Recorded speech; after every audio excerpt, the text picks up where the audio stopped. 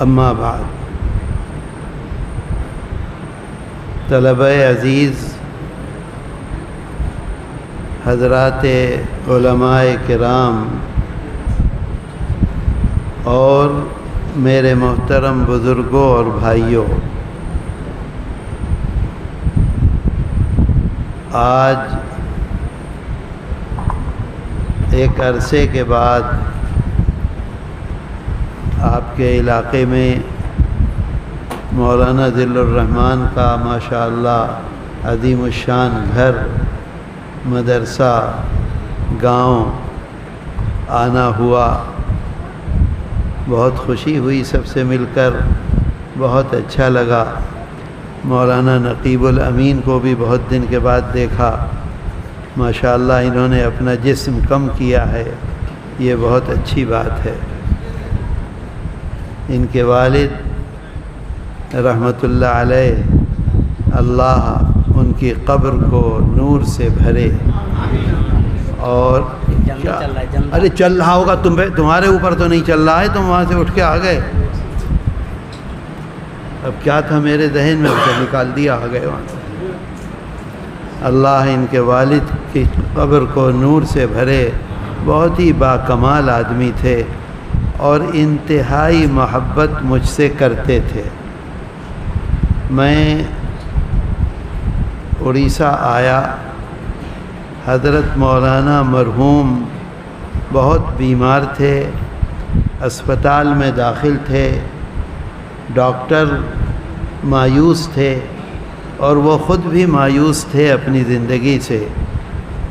اسپتال میں ان کو معلوم ہوا کہ میں آ رہا ہوں، ڈاکٹروں کی خوشامد کی اور ان سے یہ کہا کہ مجھے اتنی دیر کی اجازت دے دو کہ میں اسٹیشن چلا جاؤں اور اپنے استاد کے بیٹے کا استقبال کر لوں، اس سے مل لوں، اور اسٹیشن سے پھر میں فوراً اسپتال ہی واپس آ جاؤں گا۔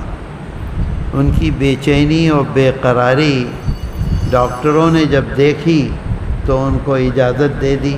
مجھے آج تک وہ منظر یاد ہے کہ ٹرین داخل ہو رہی تھی اور حضرت مولانا علیہ الرحمہ ایک بینچ پر بیٹھے ہوئے تھے۔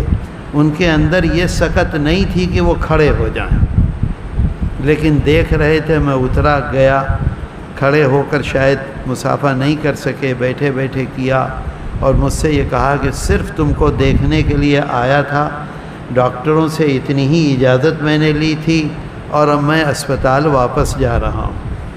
اور پھر وہ اس دنیا میں نہیں آئے، اسپتال سے اللہ کے پاس چلے گئے۔ اب ایسے لوگ کہاں ہیں دنیا میں؟ ایسی محبت، ایسا تعلق، صرف اللہ کے لیے تعلق، کوئی مقصد نہیں دنیا کا۔ میرے دل پر آج بھی اثر ہے، اور میں جب ان کو دیکھتا ہوں تو ان کے والد مجھے یاد آ جاتے ہیں، اور اللہ سے دعا کرتا ہوں اللہ ان کو اپنی نعمتوں سے وہاں سرفراز کرے۔ اللہ، اور ہم اور آپ یہاں جمع ہیں، اللہ ہمارے آنے کو بھی قبول کر لے، اور اللہ ہمیں جیسے اس دنیا میں جمع کیا ہے ایسے ہی آخرت میں اپنی جنت میں بھی ہمیں اور آپ کو سب کو ایک جگہ جمع کر دے۔ میرے دوستو، کچھ تقریر کا موقع نہیں ہے، گرمی بہت ہے۔ ابھی حسن کی تقریر ہو چکی ہے اور دوسرے آپ کے علاقے کے بڑے بڑے علماء یہاں موجود ہیں، وہ انشاءاللہ تقریر کریں گے۔ میں تقریر بہت زیادہ جانتا بھی نہیں ہوں، لیکن اس کے ساتھ ساتھ ایک دو باتیں عرض کروں۔ یہ اللہ کا احسان ہے، کرم ہے کہ آپ کے اس صوبے میں مسلمانوں کی اتنی کم تعداد ہے، اس کے باوجود مسجدیں آباد ہیں، نمازیوں سے چہروں پر لوگوں کے داڑھیاں ہیں، ٹوپیاں ہیں، ایمان ہے، رمضان ہے، قرآن کی تلاوت ہے، قرآن کا حفظ ہے۔ ابھی مولانا ذل الرحمن کی بچی نے قرآن کریم حفظ کی تکمیل کی ہے۔ اتنا بہترین قرآن پڑھا کہ میرا دل خوش ہو گیا۔ ایک بچہ آیا، 9ویں کلاس میں پڑھتا ہے لیکن حافظ قرآن ہے، تو یہ ہمارے بزرگوں کا اخلاص ہے، جس کا یہ نتیجہ ہے کہ کہاں دلی، کہاں دیوبند، کہاں اڑیسہ، فدائے ملت حضرت مولانا سید اسعد مدنی نور اللہ مرقدہ نے مجھے خود سنایا کہ ہم اڑیسہ آتے تھے تو ٹوٹی ہوئی ایک کار ہوتی تھی،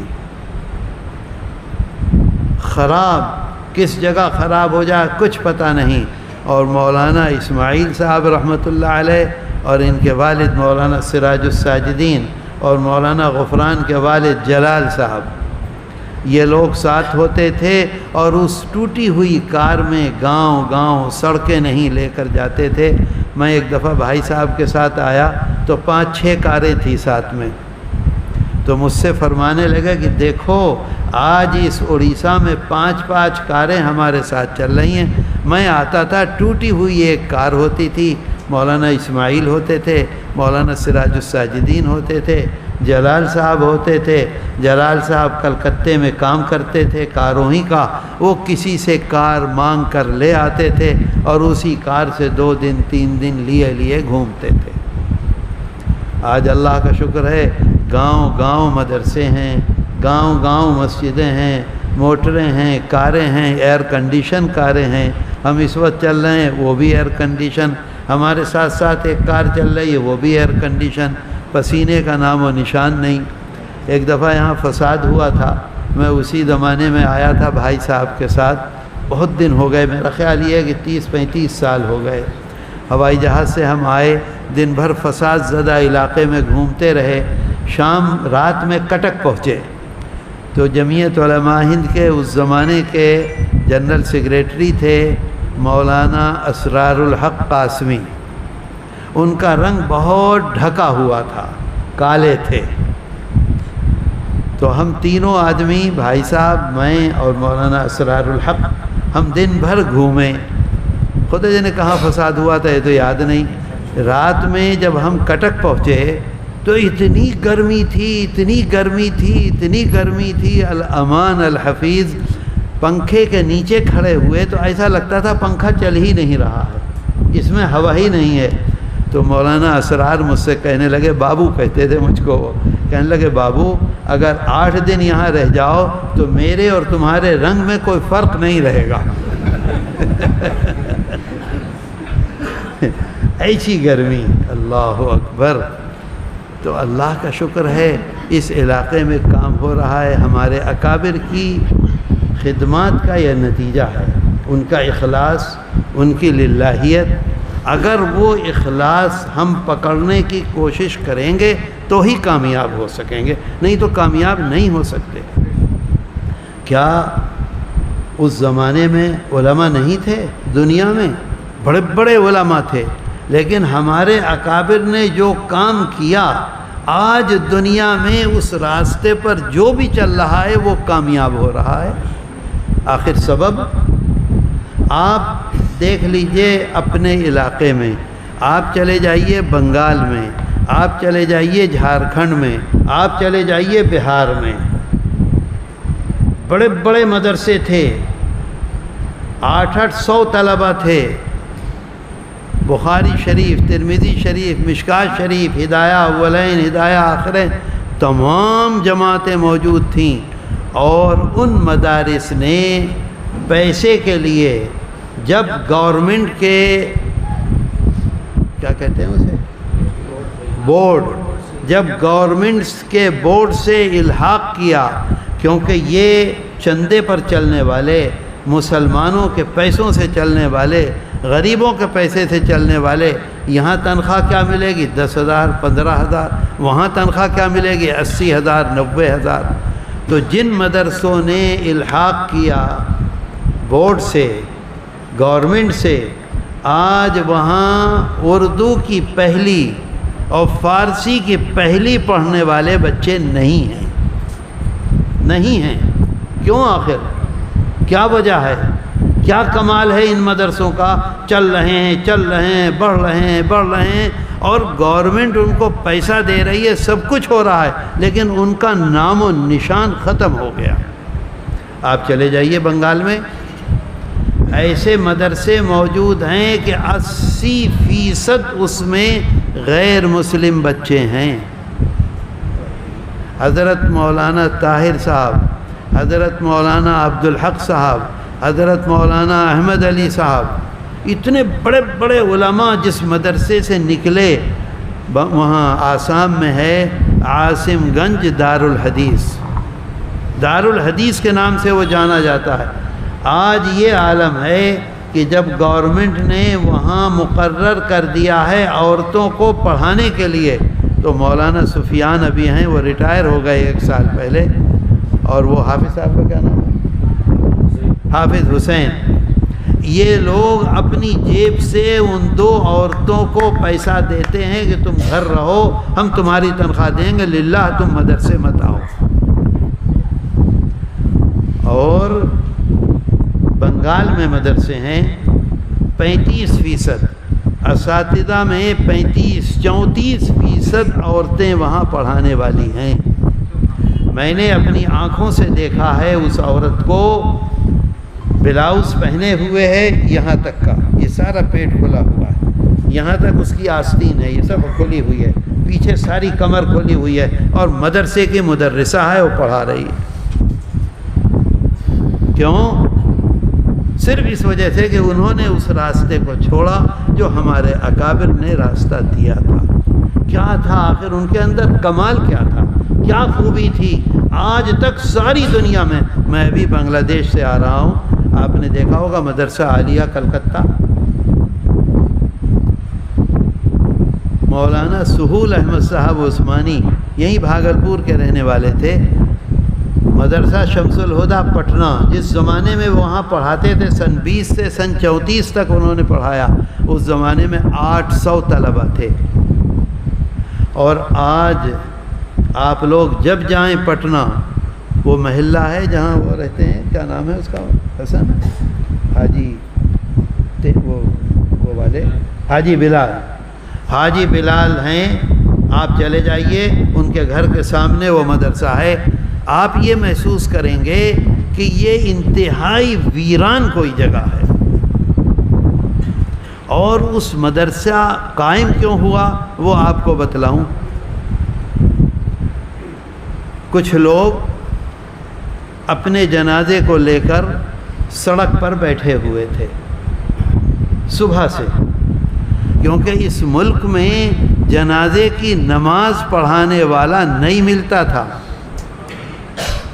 اذان دینا تو چھوڑیے، مسجدوں میں نماز پڑھانے والا تو ختم کیجئے، نکاح پڑھانے والا بڑی بات ہے، جنازے کی نماز پڑھانے والا نہیں یہاں اڑیسہ میں ملے گا، یہ جنگل میں جہاں آج مسلمان نہیں ہیں۔ پٹنے میں بہار شریف، حضرت یحییٰ منیری رحمۃ اللہ علیہ، اس کا نام ہی بہار شریف ہے اس بزرگ کی وجہ سے۔ بہار شریف سے جو پٹنہ سڑک آتی تھی، اس سڑک پر 40 میل سے لوگ آ کر اپنے جنازے کو لے کر بیٹھے ہوئے تھے، اس لیے کہ سڑک پر گزرتے ہوئے کوئی آدمی مل جائے اور وہ جنازے کی نماز پڑھانا جانتا ہو تو اس سے کہیں گے، وہ جنازے کی نماز پڑھا دے گا تو ہم اپنے مردے کو وہیں سڑک کے کنارے دفن کر دیں گے۔ بیٹھے ہوئے ہیں۔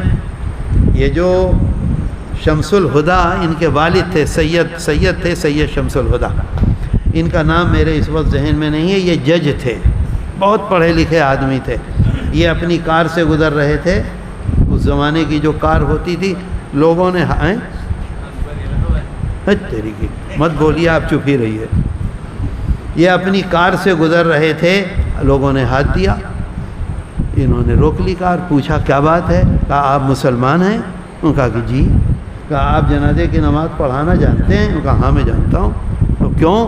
کہا کہ ہم اپنے مردے کو لیے بیٹھے ہیں، 4 گھنٹے ہو گئے ہیں، ہمارے اس پورے دیار میں کوئی جنازے کی نماز پڑھانے والا نہیں ہے، ہمارا باپ نیک تھا، صالح تھا، اس وجہ سے ہم یہ چاہتے ہیں کہ بغیر جنازے کے اس کو دفن نہ کریں۔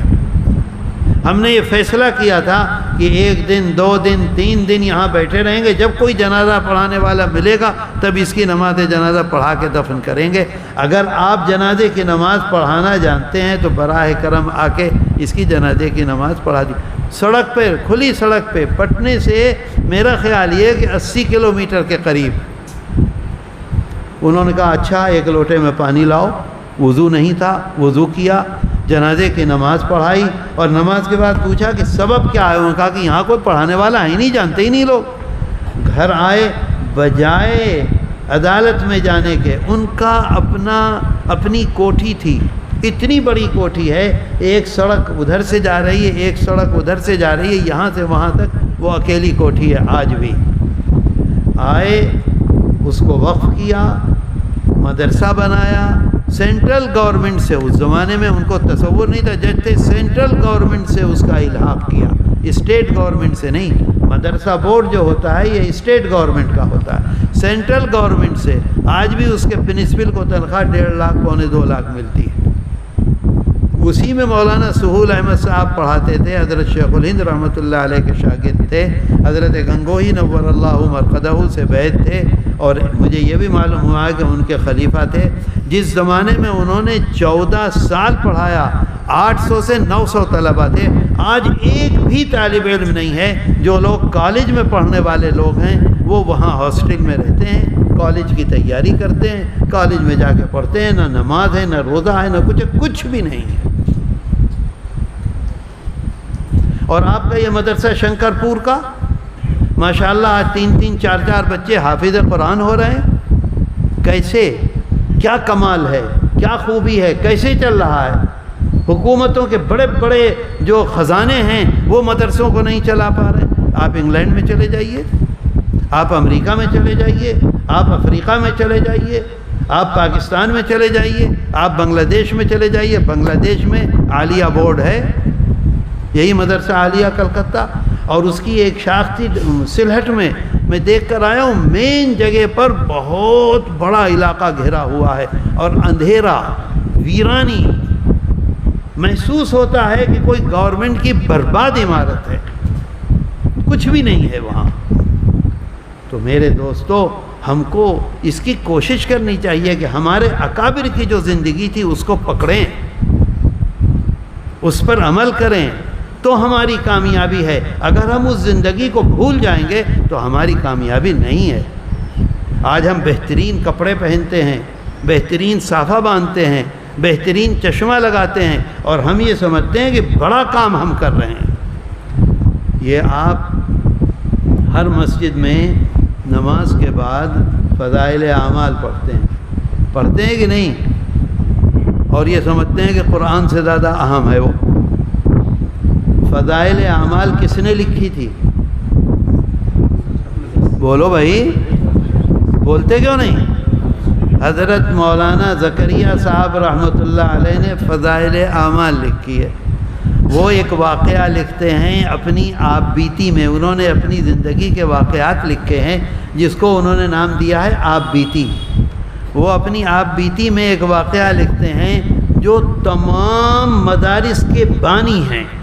آج دنیا میں جتنے مدارس چل رہے ہیں اور وہ کامیابی سے چل رہے ہیں، اس کے بانی ہیں حضرت مولانا محمد قاسم نانوتوی۔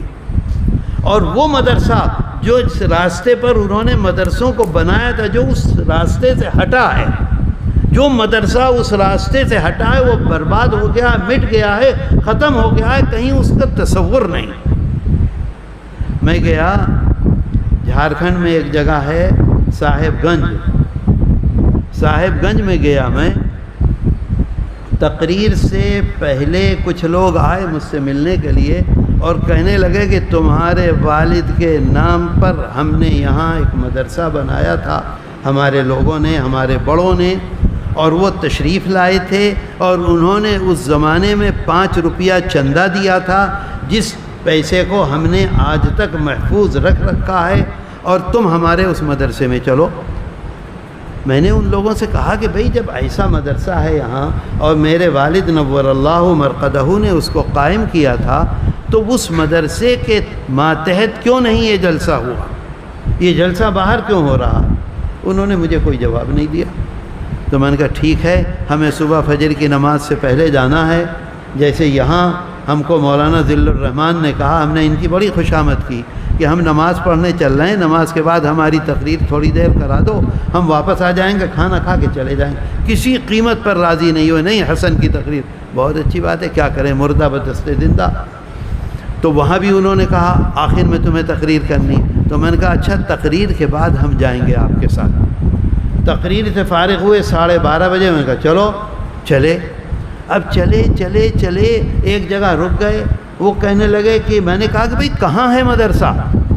تو میں بلا مبالغہ کہہ رہا ہوں مسجد میں بیٹھا ہوا ہوں آپ کے سامنے، اللہ کا شکر ہے ویسے بھی کبھی جھوٹ نہیں بولتا، مدرسے کے گیٹ کے ادھر بھی اور ادھر بھی اور گیٹ کے اندر صحن میں بھی ہر جگہ کتے سو رہے تھے 12:30 بجے۔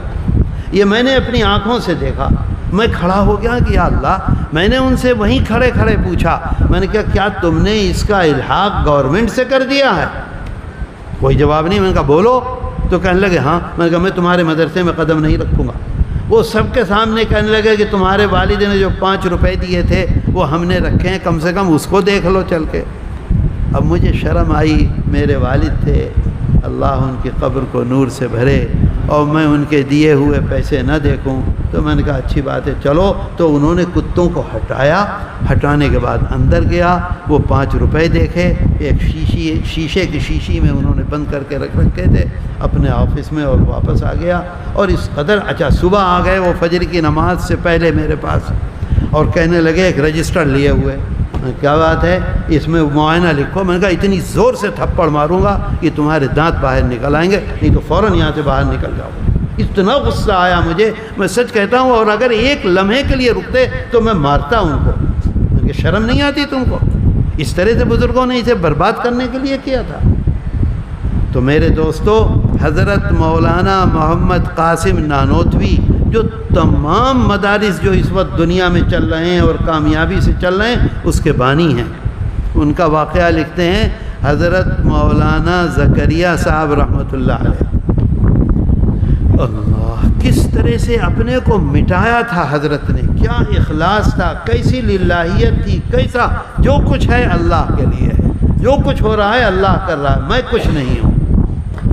حضرت مولانا رؤسا سے، مالداروں سے بہت دور رہتے تھے، بہت دور رہتے تھے۔ آپ نے سنا ہوگا غازی آباد ایک اسٹیشن ہے دلی سے پہلے، تو وہ ایک نواب تھے، ان کے انڈر میں تھا۔ نواب صاحب یہ کہا کرتے تھے کہ حضرت میرے گھر چلیں۔